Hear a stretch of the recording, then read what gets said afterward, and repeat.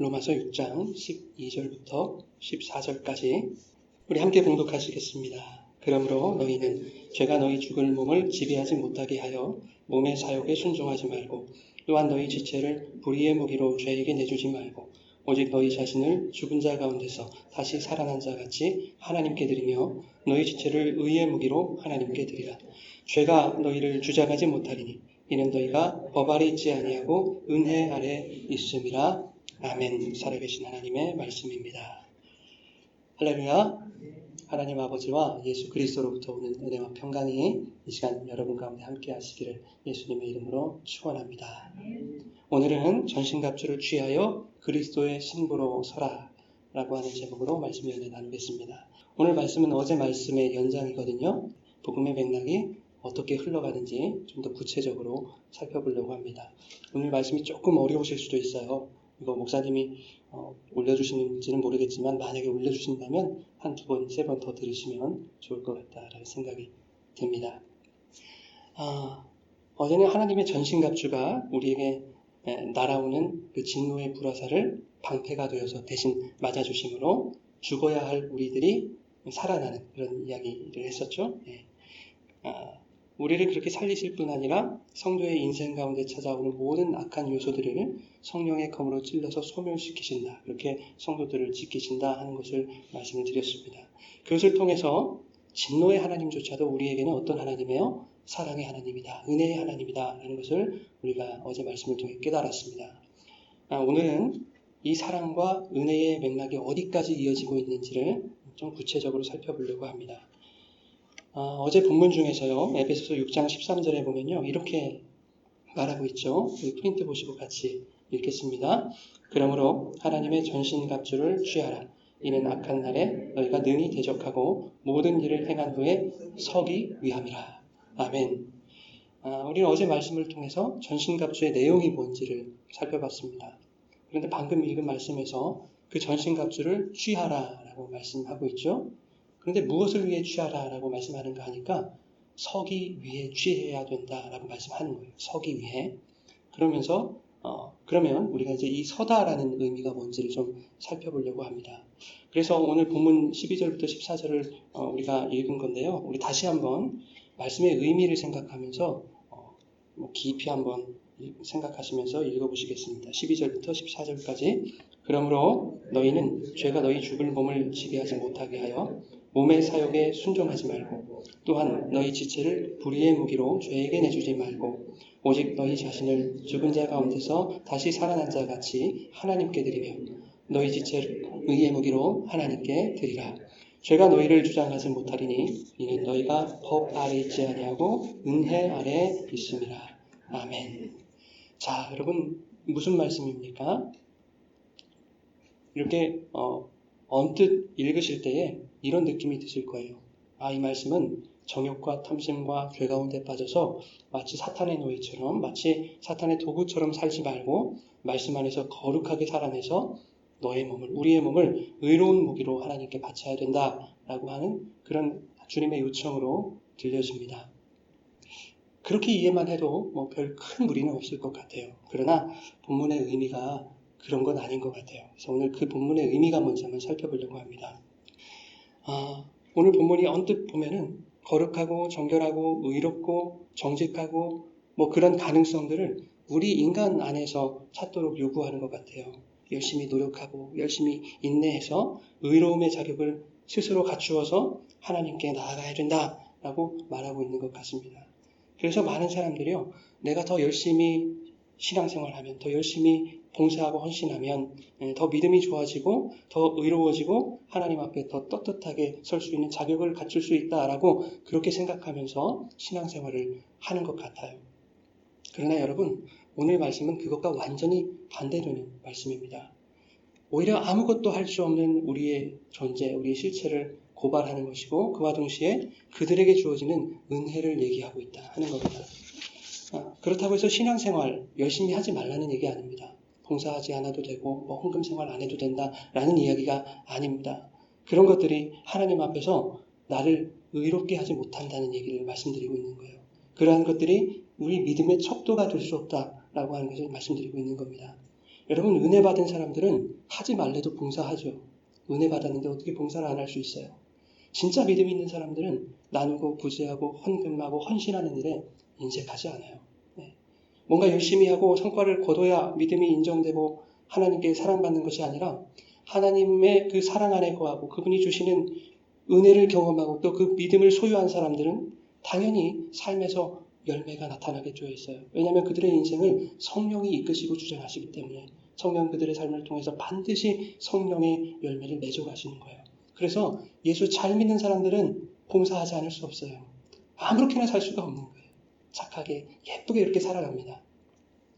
자, 본문에서요. 불의의 무기, 의의 무기라고 하는 표현이 나옵니다. 여러분, 불의의 무기, 의의 무기. 여기서 이 무기라고 하는 단어는 전신갑주에서 갑주라고 하는 단어와 똑같은 단어예요. 호플론이라고 하는 단어인데 도구, 기구, 무기 이런 뜻입니다. 여러분, 전신갑주는 모든이라고 하는 이 파스라고 하는 말과 호플론, 이 갑주라고 하는 호플론의 조합으로 이루어진 단어인데 그래서 전신갑주라고 하는 것은 완전한 무장을 의미하는 단어예요. 완전한 무장. 그런데 그 완전한 무장이 여러분 어떤 무장이었죠? 전신갑주는 뭐였어요? 말씀의 무장이죠. 말씀의 옷을 입는 거죠. 그게 전신갑주였어요. 우리가 어제 전신갑주의 내용을 살펴보지 않았습니까? 모든 내용들이 다 말씀이었다고요. 말씀의 갑옷, 진리의 갑옷, 그 의의 갑옷을 입는 것, 그것이 전신갑주입니다. 다시 말해서 전신갑주와 본문에서의 의의 무기는 동일한 거예요. 네, 동일한 표현인 것입니다. 전신갑주가 말씀을 옷 입는 것이니까 의는 뭡니까? 말씀의 내용이었죠. 네, 복음에는 하나님의 의가 나타나서 그랬잖아요. 그래서 의의 무기는 무엇입니까? 이 말씀의 무기예요. 말씀의 옷을 말하는 거예요. 그렇다면 의의 무기를 하나님께 드리라는 말은 무엇인가? 우리가 이제 이것을 또 알아야 되겠습니다. 의의 무기는 전신갑주죠. 네, 말씀의 옷, 진리의 옷, 의의 옷이란 말이죠. 그런데 그 옷은 우리가 지어 입는 옷입니까?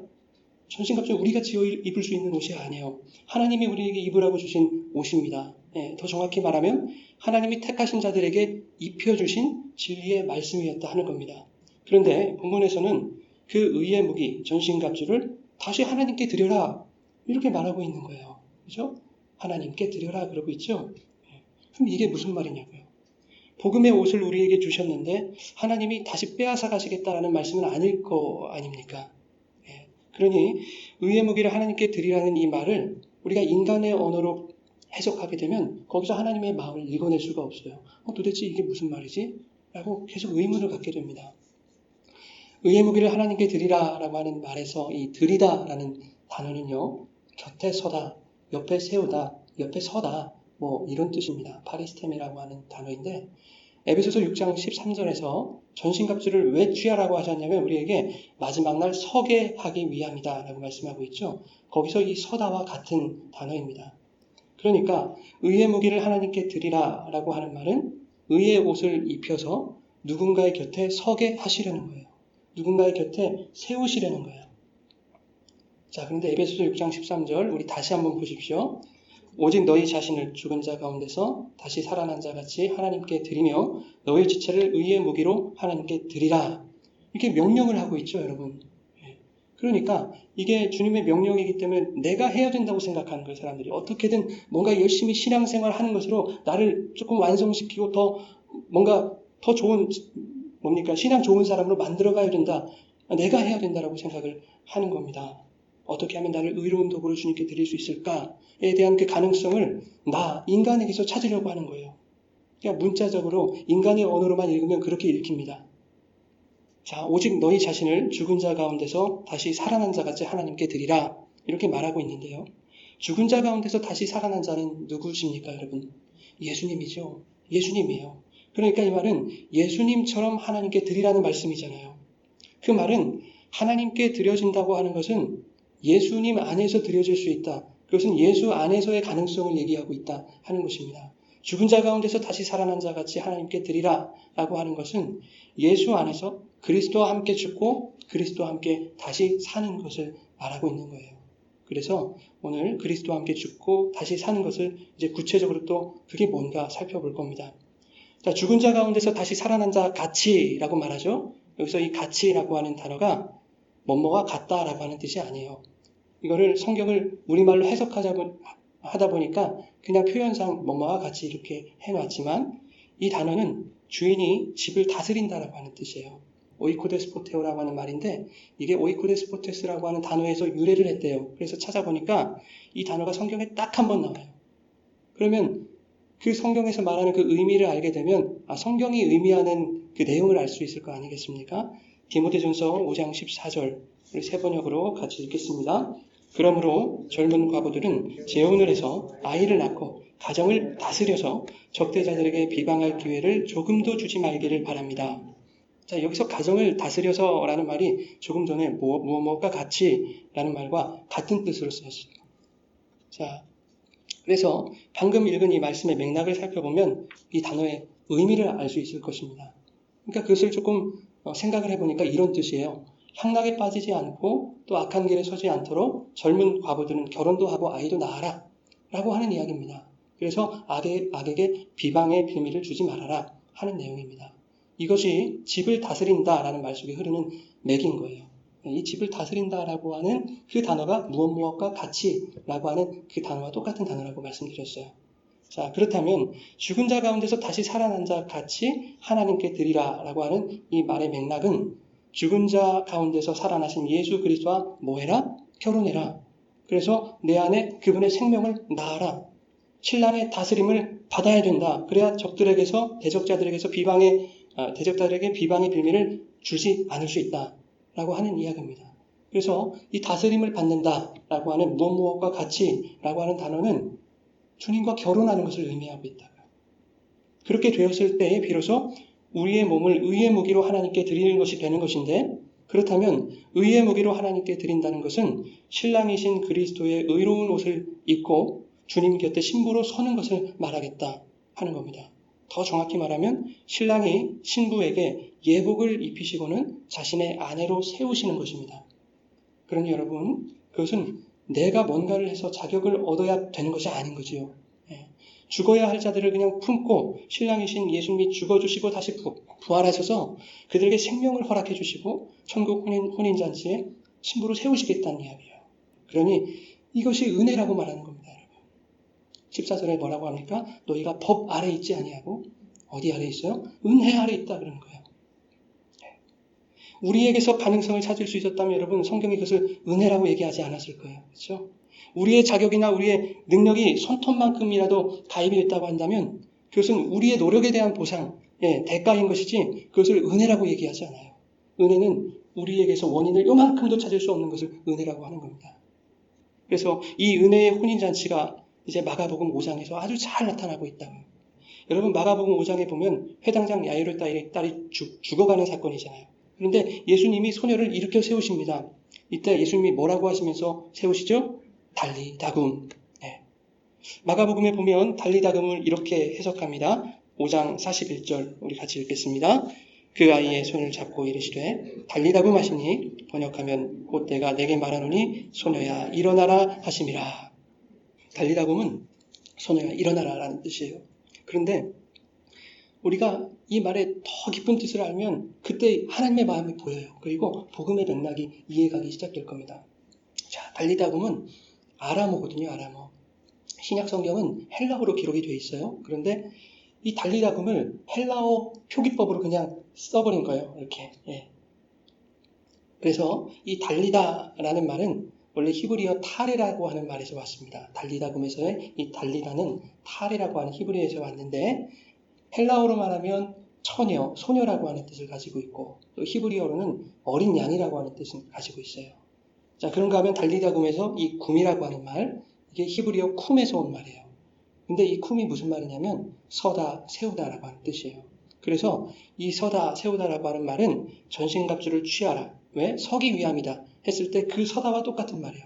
의의 무기를 하나님께 드려라 라고 했을 때 그 드리다와 똑같은 말이 달리다금에서의 쿰이라고요. 그러니 달리다금은 무슨 뜻입니까? 어린 양이신 예수님이 당신 곁에 소녀를 세우시는 거예요. 어떻게 세우시냐면 신부로 세우시는 거예요. 신부로서. 자, 5장 42절 우리 같이 읽겠습니다. 소녀가 곧 일어나서 걸으니 나이가 12살이라 사람들이 곧 크게 놀라고 놀라거늘. 자, 뜬금없이 소녀의 나이가 공개되고 있죠. 별로 의미가 없는 말씀일 것 같아요. 그런데 성경에는 의미 없이 기록된 말씀이 하나도 없어요. 도대체 왜 그녀의 나이가 이렇게 언급이 되고 있는 것일까? 여러분, 당시 유대 사회에서는요, 여자가 12살 되면 결혼할 수 있었거든요. 자, 보십시오, 여러분. 죽었던 여인이 살아나는 데 있어서 그 여인이 할 수 있었던 일이 뭐예요? 아무것도 없죠? 그냥 죽어 있었어요. 아무것도 할 수 있는 일이 없었어요. 가능성이 없어요. 그런데 예수님의 말씀이 선포되죠? 달리다 굼 선포돼요. 여러분, 죽은 사람 귀에 그게 들리겠습니까? 아니야, 내가 달리다 굼만큼은 꼭 들어야 돼. 죽은 사람 귀에 들리지 않는다고요. 그런데 달리다 굼 말씀이 선포되자 진리의 옷, 의의 옷으로 그녀에게 입혀지는 거예요. 죽었던 자에게 그 옷이 입혀지자 어떻게 됩니까? 그 여인이 살아나는데 죽었던 존재가 12살 결혼할 자격을 갖춘 신부로 신랑이신 예수 그리스도 곁에 세워지는 거예요. 그것이 달리다 굼입니다. 죽었다가 눈을 떠보니까요, 신랑이라는 분이 계신데 누구예요? 어린 양 예수 그리스도예요. 이것이 의의 무기로 하나님께 드리라라고 하는 뜻인 거예요. 아무것도 하는 것이 없어요. 난. 달리다 굼 말씀이 입혀지고 섰더니 신랑이 딱 계시는데 하나님께 드려졌대요. 우리가 할 수 있는 게 아무것도 없었어요. 내가 뭔가를 해서 하나님께 좋은 것 드리는 게 아니라 예수님이 우리 대신 죽어주시고 살리시고 세우시고 드려주시고 다 하셨다는 얘기예요. 그것을 여러분 은혜라고 하는 거예요. 은혜. 그래서 성도는, 신부는 신랑의 은혜로만 사는 거예요. 은혜 없이는 우리가 살아갈 수 없다고 찬양도 부르지 않습니까? 우리는 오직 은혜로 사는 거예요. 여러분, 소녀를 이렇게 세우실 때 다른 말씀으로 이렇게 세우셔도 돼요. 꼭 달리다 굼이 아니더라도 소녀야, 내 말에는 능력이 있다, 일어나라 하셔도 됐어요. 그런데 주님은 이 달리다 굼이라고 말씀을 하셨단 말이죠. 왜 그럴까요? 이 달리다라고 하는 말은 소녀라고 했죠. 처녀. 그리고 히브리어로는 양이라고 했죠. 어린 양. 지금 이 소녀와 어린 양을 동일시하는 거예요. 성경이. 소녀와 어린 양이 하나 되는 거예요. 연합하는 거예요. 너는 내 뼈 중에 뼈요, 살 중에 살이야. 둘이 합하여 한 몸이 되었다라고 하는 것을 보여주는 거예요. 그 연합은 소녀의 죽음을 대신하는 그 어린 양의 대속을 의미하고 있어요. 여인은 죽었거든요. 근데 그 죽음을 누가 대신해요? 어린 양, 신랑이 대신해요. 여러분, 아담의 옆구리가 뚫려서 거기서 하와가 나왔어요. 그죠? 그랬듯이 아내의 생명은 어디서 나와요? 신랑의 옆구리가 뚫리는 사건으로 말미암는 거예요. 그것이 바로 예수 그리스도의 십자가 사건 아닙니까? 옆구리에 창으로 찔려서 물과 피가 다 쏟아지심으로 신부들에게 생명이 주어졌잖아요. 그죠? 그러니 이 소녀야 일어나라 라고 하는 말씀은 내가 너를 대신하여 죽음으로써 너에게 나의 생명을 주겠다라고 하는 뜻인 거예요. 그러면 의의 무기로 하나님께 드리라는 명령이 예수님으로 말미암아 완성되는 거예요. 십자가에서 테텔레스타이 다 이루었다. 여러분 기억하시죠? 완성했다는 거죠? 성경은 이렇게 일관적이게 얘기를 해요. 동일한 얘기만 하는 거예요. 예수님의 은혜만 얘기하는 거예요. 복음서에서 보면 부활이 없다라고 주장하는 사두개인들이 있잖아요. 사두개인들이 예수님께 이렇게 얘기해요. 책 잡으려고 예수님. 선생님, 모세율법 보니까요. 사람이 자식이 없이 죽으면 그 동생이 형수에게 장가들어서 형을 위해서 상속자를 내라고 말하잖아요. 근데 만약에 7 형제가 있었는데 둘째도 죽고 셋째도 죽고 막내까지 다 죽었어요. 결국에는 형수까지 다 죽었어요. 그러면 장차 부활 때에 그 여인은 7 형제 중에 누구의 아내가 됩니까? 그 여인의 남편은 도대체 누굴까요? 이렇게 묻고 있는 거예요. 예수님이 사두개인들에게 이렇게 말씀하십니다. 22장 마태복음 22장 29절 우리 같이 읽겠습니다. 예수께서 대답하여 이르시되 너희가 성경도 하나님의 능력도 알지 못하는 거로 오해하였도다. 맥락을 모르는 거예요. 맥락을. 여러분, 사두개인들은 어떤 사람들입니까? 사두개인들. 당시 유대의 종교 세력의 양대 산맥 있죠? 바리새인 사두개인들 아닙니까? 그들 중에 한 부류인데 이 사두개인들은 사독 계열 아니에요. 제사장 계열이라고요. 그런데 그런 그들이 구약의 율법에 대해서 제대로 알지 못하고 있는 거예요. 율법의 맥락을 모르고 있는 거예요. 율법 속에 흐르는 하나님의 그 하늘의 맥락을 전혀 이해하지 못하고 있는 거예요. 그래서 주님이 그들에게 말씀하십니다. 마태복음 22장 30절입니다. 부활 때에는 장가도 아니가고 시집도 아니가고 하늘에 있는 천사들과 같으니라. 아멘. 여러분, 그리스도인의 죽음이 예수와 함께 죽는 죽음이죠. 그러면 그리스도의 인의 부활은 누구와 함께 사는 부활이에요? 예수와 함께 사는 부활이죠. 그러면 우리 부활 때는 누구와 함께 살까요? 예수님과 함께 사는 거예요. 부활 때에는 달리다금 어린 양 예수 그리스도의 신부로서만 우리가 존재하는 거예요. 부활 때에는 하늘나라 혼인잔치에 모두가 예수님의 신부들로서만 초청을 받는 거예요. 그러니까 거기에는 남편도 없고 부인도 없는 거예요. 오직 내 남편은 예수밖에 없는 거예요. 그래서 예수님이 우리를 바라보시면서 아이고 내 신부야 내 신부야 그러실 거라고요. 달리다금 왔어 이랬을 거라고요. 선한 사마리아인의 비유에서 여러분 율법교사가 예수님께 물어보잖아요. 시험하려고 물어봐요. 예수님 내가 무엇을 해야 영생을 얻을 수 있습니까? 이렇게 묻자 예수님이 되려 또 질문을 하십니다. 어떤 뉘앙스로 질문하시냐면 이런 뉘앙스예요. 율법교사야 너는 율법을 가르치는 사람이잖니? 그러면 율법에 대해서 아주 빠삭하게 알겠구나 라는 뉘앙스로 물어보십니다. 그래 율법에는 뭐라고 기록되어 있니? 라고 끝나지 않으셨어요. 한 가지 더 말씀하셨어요. 그리고 너는 그것을 어떻게 읽니? 라고 말씀하셨어요. 너 그거 율법을 어떻게 이해하고 나한테 말하는 거야? 너 맥락을 이해한 거니? 라고 말씀하시는 거예요. 율법교사는 율법에 기록된 대로 정답을 얘기합니다. 마음과 목숨과 힘과 뜻을 다해 하나님 사랑하고 이웃 사랑하라고 했나이다. 예. 예수님도 그 대답이 옳다고 말씀해 주셨어요. 그렇게 행하면 영생을 얻을 수 있다 라고 말씀하셨어요. 여러분 율법을 다 지켜 행하면 구원을 얻습니까?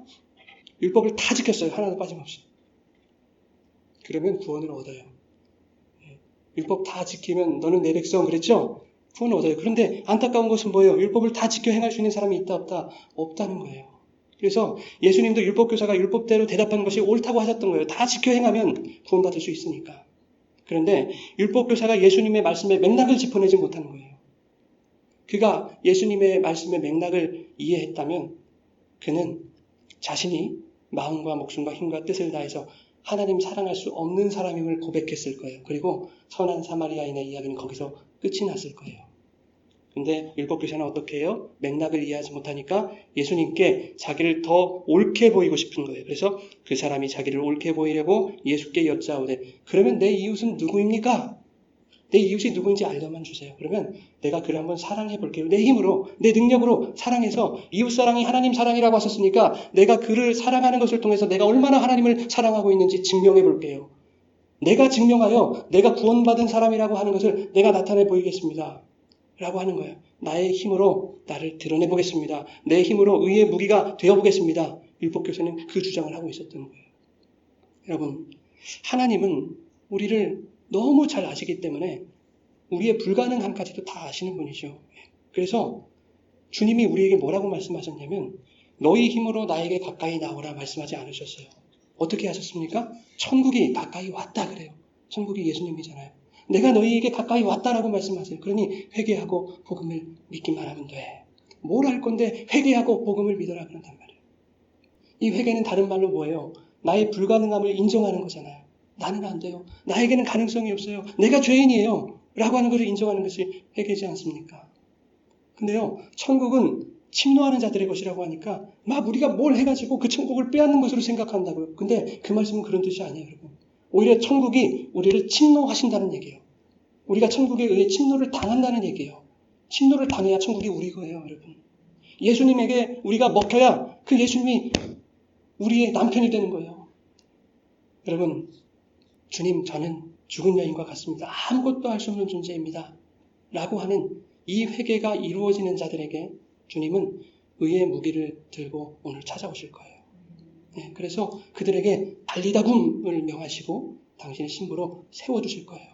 그렇게 예수와 혼인하여서 하나 되면 그것이 의의 무기로 하나님께 드려지는 거예요.